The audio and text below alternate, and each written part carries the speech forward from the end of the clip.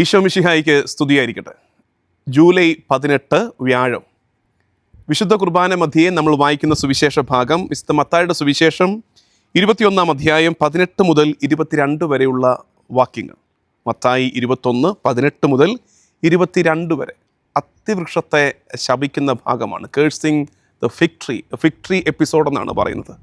അത്തി മരത്തെ ശപിക്കുന്ന ഭാഗം. ഒത്തിരി പേർക്ക് സംശയമുള്ള ഭാഗമാണിത്. നമുക്കുമൊക്കെ എന്താണ് കർത്താവ് ഉദ്ദേശിച്ചത്? ഒരു പാവം പിടിച്ച അത്തിമരത്തെ ഇങ്ങനെ ശപിച്ച് കരിച്ച് ഇല്ലാതാക്കാൻ മാത്രം ദുഷ്ടനാണോ കർത്താവ് എന്ന് വിചാരിക്കുന്നവരുണ്ട്. അതിൽ തന്നെ പ്രത്യേകിച്ച് ചില സുവിശേഷങ്ങളിൽ, മർക്കോസ് സുവിശേഷത്തിലെ മറ്റങ്ങാണ്ട് പറഞ്ഞിട്ടുണ്ട്, അത് അത്തിപ്പഴങ്ങളുടെ കാലമല്ലായിരുന്നു എന്നും കൂടെ സൂചനയുണ്ട്. എന്നിട്ടും കരുണാമയനായ കർത്താവ് ഒരു അത്തിമരത്തെ ശപിച്ചോ? അതിൻ്റെ ഉത്തരം നമ്മൾ പഠിക്കും. അതവിടെ ഇരിക്കട്ടെ. അതെന്തുകൊണ്ടാണ് അങ്ങനെ ചെയ്തത്? പക്ഷെ അതിനു മുമ്പ് നമ്മൾ ധ്യാനിച്ചെടുക്കേണ്ട 2-3 വാക്കുകളുണ്ട്. അതൊന്ന് മനസ്സിലാക്കിക്കേ. ഒന്ന്, നിങ്ങൾ ആ ബൈബിൾ ഭാഗം എടുക്കണേ. മത്തായി 21:18 മുതൽ ഞാൻ പറയുന്ന ചില വാക്കുകൾ അടിവരയിട്ട് വെക്കണം. ഒന്ന്, അവന് വിശന്നു. He was hungry. കർത്താവിന് വിശന്നു. 2, അത്തിമരം ഇലകളാൽ സമ്പന്നമായിരുന്നു. അത്തിമരത്തിൻ്റെ അടുത്തെത്തി, അത് ഇലകൾ നിറഞ്ഞിരുന്നു, പച്ചിലകൾ ഇലച്ചാർത്ത് നിറഞ്ഞിരുന്നു. പക്ഷേ അതിൽ ഫലങ്ങളൊന്നും ഉണ്ടായിരുന്നില്ല. ഇത് നമ്മൾ ചിന്തിക്കണം. ആ 3 വാക്യം. ഒന്ന്, അവന് വിശന്നു. ഈ കാലത്തും കർത്താവിന് വിശക്കുന്നുണ്ട്. ആത്മാക്കളെ പ്രതി കർത്താവിന് വിശപ്പും ദാഹവുമുണ്ട്. മനുഷ്യർ രക്ഷ അനുഭവിക്കുന്നതിന് കർത്താവിന് വിശപ്പും ദാഹവുമുണ്ട്. ആ വിശപ്പിൽ അവൻ ആളുകളെ തേടുകയാണ്. ആ വിശപ്പിൽ കർത്താവ് ആളുകളെ തേടുമ്പോൾ ഉണ്ടല്ലോ, കർത്താവ് ദൂരെ നോക്കുമ്പോൾ അവിടെ ഒരു നല്ല മരം നിൽക്കുന്നു. ഇങ്ങനെ ഇലച്ചാർത്ത് മുഴുവൻ ഇങ്ങനെ തിങ്ങി നിറഞ്ഞ ഇലകളുമായിട്ട്. സ്വാഭാവികമായും കർത്താവ് വിചാരിക്കും, സൂപ്പർ, ഇതാണ് ഞാൻ തേടി നടന്ന മരം, എൻ്റെ വിശപ്പിൻ്റെ പരിഹാരം ഇവിടെ ഉണ്ട്. ഇപ്പം നമ്മളെയൊക്കെ കണ്ടാൽ ചിലപ്പോൾ കർത്താവിന് അങ്ങനെ തോന്നുന്നേ.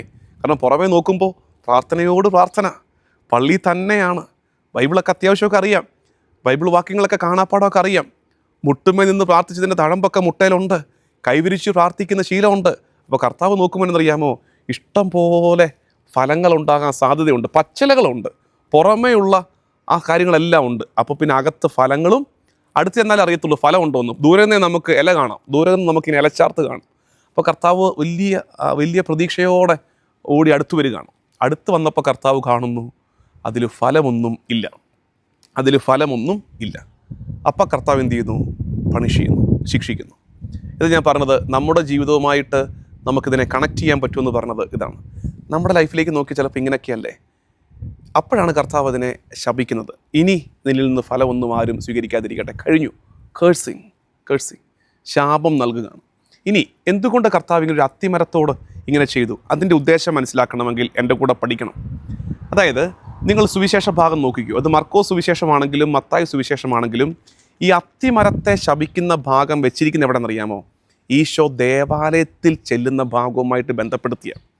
ഈശോ ദേവാലയത്തിൽ ചെല്ലുന്നു, അവിടെ ദേവാലയ ശുദ്ധീകരണം നടത്തുന്നു. കാരണം അവിടെ പ്രാർത്ഥന നടക്കേണ്ടിടത്ത് കച്ചവടം നടക്കുന്നു. അപ്പോൾ കർത്താവ് അതിനെ ഇങ്ങനെ തട്ടിമറിച്ചിടുന്നത്, നാണയമാറ്റക്കാരുടെ മേശയും കാളയും കുഞ്ഞാടിനെയും ഒക്കെ വിമോചിപ്പിക്കുന്നതൊക്കെ നമ്മൾ കാണുന്ന ഭാഗമല്ലേ. ഇതിനോട് കണക്ട് ചെയ്തിട്ടാണ് ഈ അത്തിമരത്തിൻ്റെ ഭാഗം വെച്ചിരിക്കുന്നത്. അപ്പോൾ എന്താണെന്നറിയാം ഇതിൻ്റെ ടീച്ചിങ് കിടക്കുന്നത്?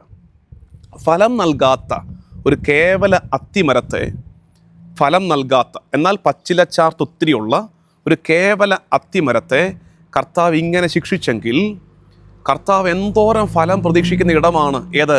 ദേവാലയം. അപ്പോൾ ആ ദേവാലയത്തിൽ ഫലം ഉണ്ടായില്ലെങ്കിൽ, പുറമേ ഉണ്ട്, ആരാധനയുണ്ട്, ധൂപാർപ്പണമുണ്ട്, നേർച്ച കാഴ്ചകളുണ്ട്, പച്ചില നിറഞ്ഞു നിൽക്കുകയാണ്. എന്നിട്ട് അതിനകത്ത് നിന്ന് വിശുദ്ധിയുടെ ഫലങ്ങൾ ആ ദേവാലയത്തിൽ നിന്ന്, സഭയിൽ നിന്ന്, ആരാധകരിൽ നിന്ന് ഉണ്ടാകുന്നില്ലെങ്കിൽ എത്രയധികമായി കർത്താവ് ശിക്ഷിക്കും എന്നതിൻ്റെ സൂചനയാണത്. അതുകൊണ്ടാണ് ഈ ദേവാലയവുമായി ബന്ധപ്പെടുത്തി സാൻഡ്വിച്ച് എപ്പിസോഡെന്ന് പറയും. മേളിലും താഴെയും ദേവാലയമാണ്. ദേവാലയത്തിൻ്റെ ആ ഡീറ്റെയിലിംഗാണ്. നടുക്കാണ് അത്തിമരത്തെ ശപിക്കുന്ന ഭാഗം വെച്ചിരിക്കുന്നത്. അതുകൊണ്ട് നന്മ നമ്മളിൽ നിന്നുണ്ടായില്ലെങ്കിൽ, നന്മയുടെ ഫലങ്ങൾ നമ്മളിൽ നിന്ന് ഉണ്ടായില്ലെങ്കിൽ കർത്താവ് എന്ത് ചെയ്യും? കർത്താവിൻ്റെ punishment we must expect that. ഇനി കഴിഞ്ഞ ഞായറാഴ്ചയും പറഞ്ഞില്ലേ, റോമാലേഖനം 11 അധ്യായത്തിൻ്റെ 7 വാക്യം തൊട്ട് ഒലിവ് മരത്തെ ഇങ്ങനെ കൂട്ടിച്ചേർത്ത കഥ പറഞ്ഞില്ലേ? ബൈബിളിൽ കിടപ്പുണ്ട്. അതിനാൽ കർത്താവിൻ്റെ കാരുണ്യവും കാഠിന്യവും നിന്റെ ശ്രദ്ധയിലുണ്ടായിരിക്കട്ടെ. കർത്താവ് കരുണാമയനാണ്, പക്ഷേ കാഠിന്യമുണ്ട് കർത്താവിന്. His mercy and his hardness. ഫലം നൽകിയില്ലെങ്കിൽ, പ്രത്യേകിച്ച് ഇങ്ങനെ പുറം പൂച്ചുകൾ ഒത്തിരി ഉണ്ടായിട്ടെ, പുറം പൂച്ചു കൊണ്ട് ആളുകളെ കബളിപ്പിക്കുക. നമ്മൾ പച്ചില ചാർത്തുകൾ കൊണ്ട് ചുറ്റുമുള്ളവരെ കബളിപ്പിച്ചിട്ട് അകത്ത് വിശുദ്ധിയുടെ ഫലങ്ങൾ. എന്താ വിശുദ്ധിയുടെ ഫലങ്ങൾ? പരിശുദ്ധാത്മാ ഫലങ്ങൾ 9 ഞാൻ എപ്പോഴും പറയാറുണ്ട്. സ്നേഹം, സമാധാനം, ആനന്ദം, ക്ഷമ, ദയ, നന്മ, വിശ്വസ്തത, സൗമ്യത, ആത്മസംയമനം. ഇല്ല. പക്ഷെ പ്രാർത്ഥനയുണ്ട്, ബഹളമുണ്ട്, പാട്ടുകളുണ്ട്, എല്ലാം ഉണ്ട്, നേർച്ചകളുണ്ട്, മറ്റ് കാര്യങ്ങളൊക്കെ ഉണ്ട്. പക്ഷെ ഇതൊന്നുമില്ല. ക്ഷമിക്കത്തില്ല, ദയ കാണിക്കത്തില്ല, സ്നേഹമില്ല, സന്തോഷമില്ല, ഫലങ്ങളില്ല. കർത്താവ് ശപിക്കും. കർത്താവ് ശപിക്കും എന്ന് വെച്ചാൽ പണിഷ്മെൻറ്റ് ഈസ് ദെയർ. അതുകൊണ്ട് നമുക്ക് പ്രാർത്ഥിക്കാം, കർത്താവേ ഞങ്ങളെ അലിവോടെ നോക്കണേ. മറ്റേ ഒരു ഉമ്മയിൽ പറയുന്നില്ലേ, ഒന്നുകൂടെ ഒന്ന് കളച്ച് ഫലം നൽകുമെന്ന് നോക്കാം, ഇല്ലെങ്കിൽ വെട്ടിക്കളഞ്ഞേക്ക്. ആ ഒരു ഘട്ടത്തിലാണ് നമ്മൾ നിൽക്കുന്നത്. ലാസ്റ്റ് ചാൻസ് ആണ്. ഇത് തന്നെയാണ് ലേഖനത്തിൽ നമ്മൾ വായിക്കുന്നത്. ഗലാത്യ ലേഖനത്തിൽ പറയുന്നൊരു കാര്യമുണ്ട്. ഗലാത്യ ലേഖനം 6-ാം അധ്യായമാണ് നമുക്കിന്നുള്ള വായന. അവിടെ കിടക്കുന്നത്, എന്തെന്നാൽ സ്വന്തം ജഡത്തിനായി വിതയ്ക്കുന്നവൻ ജഡത്തിൽ നിന്ന് നാശം കൊയ്തെടുക്കും. ആ ശരീരത്തെക്കുറിച്ച്, ഈ ലോക ജീവിതത്തെക്കുറിച്ച്, ജഡത്തെക്കുറിച്ച് മാത്രം ചിന്തിച്ചു കൊണ്ടിരുന്നാൽ അതാണ് പച്ചില. എന്തു പറ്റും? അത് നമുക്ക് നാശമായിട്ട് മാറും. അടുത്തത്, നന്മ ചെയ്യുന്നതിൽ നമുക്ക് മടുപ്പ് തോന്നാതിരിക്കട്ടെ. എന്തെന്നാൽ നമുക്ക് മടുപ്പ് തോന്നാതിരുന്നാൽ യഥാകാലം വിളവെടുക്കാം. നന്മ ചെയ്യുന്നതിൽ മടുപ്പില്ലാതെ keep on doing good things. അതിന് നമുക്ക് കഴിയട്ടെ. നമുക്ക് പ്രാർത്ഥിക്കാം. കർത്താവും ദൈവമായ ഈശോ മിശിഹായേ, പച്ചില ചാർത്തുകൾ കൊണ്ട് നിന്നെയും ചുറ്റുമുള്ളവരെയും കബളിപ്പിക്കുന്നവരായി ഞങ്ങൾ മാറിപ്പോകാതെ വിശുദ്ധിയുടെ ഫലങ്ങൾ ഞങ്ങളിൽ നിന്ന് പുറപ്പെടുവിക്കുവാൻ നിൻ്റെ ആത്മാവിനെ അധികമായി ഞങ്ങളുടെ മേൽ വർഷിക്കണമേ. നമ്മുടെ കർത്താവ് ഈശോ മിശിഹായുടെ കൃപയും പിതാവായ ദൈവത്തിൻ്റെ സ്നേഹവും പരിശുദ്ധാത്മാവിൻ്റെ സഹവാസവും എന്നും എല്ലാ കാലവും കൂടെ ഉണ്ടായിരിക്കട്ടെ, ഇപ്പോഴും എപ്പോഴും എന്നേക്കും. ആമേൻ.